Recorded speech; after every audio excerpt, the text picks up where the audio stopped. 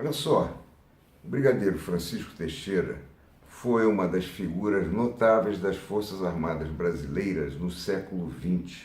Ele nasceu em 1911 e morreu em 1986.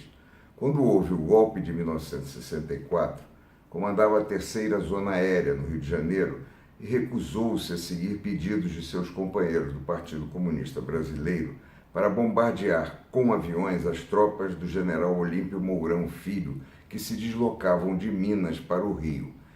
Disse que só o faria se houvesse ordem expressa do presidente da República, João Goulart.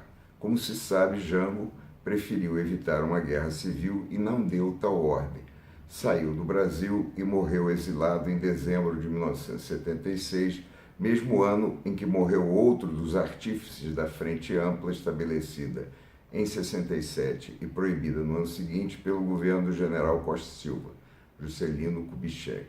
Carlos Lacerda, o terceiro líder daquele movimento, morreu em 1977. O brigadeiro Teixeira foi cassado, reformado compulsoriamente, sofreu punições severas.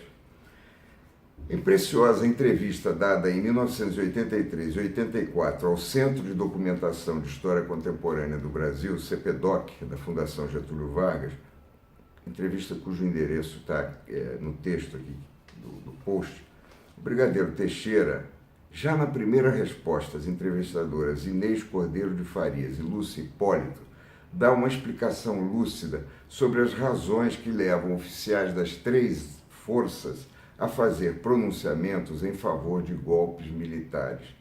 Ajuda a entender comportamentos como o do general Hamilton Mourão, que no dia 15 de setembro se manifestou a favor de uma intervenção supostamente salvacionista, tendo em vista a incapacidade dos três poderes de, na opinião de Mourão e de muita gente mais, combater a corrupção. Transcrevo um trecho com pequenas adaptações. Num país como o Brasil, que cresceu muito nos últimos anos, com esses conflitos sociais, mesmo antes de 64, a tendência ao golpe era muito natural, porque havia um conflito dentro desse desenvolvimento.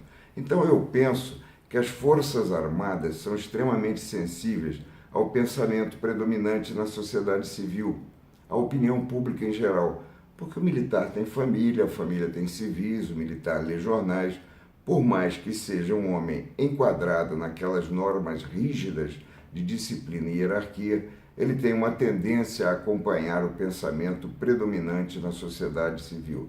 Veja, por exemplo, 64. Não há como negarmos que o governo do Jango estava isolado.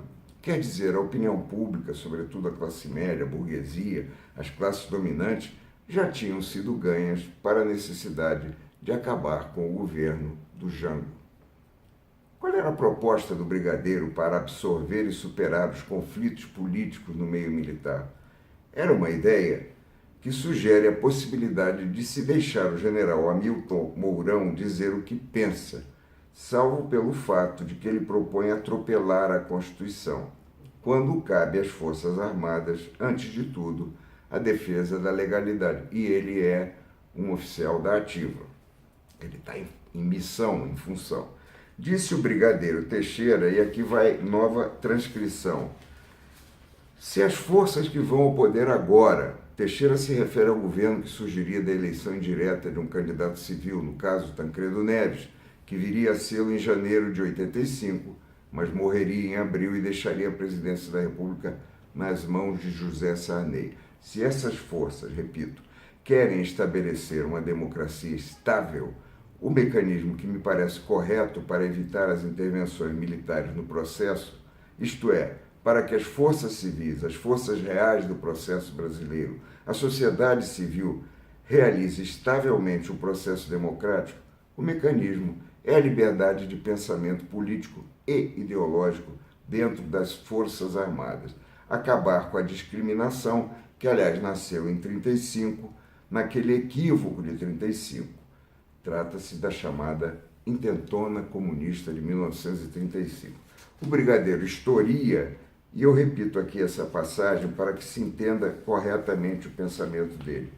Com o avanço do fascismo, criou-se no Brasil uma reação a esse avanço. Criou-se a Aliança Nacional Libertadora, que teve uma grande penetração na sociedade, inclusive na área militar, como vocês sabem.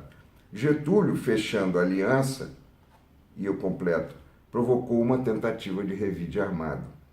Houve um erro tremendo em dar aquele golpe puramente militar de 1935, porque era a primeira vez na história dos conflitos políticos de intervenção militar em que o problema ideológico aflorava. Até então, era só o problema político.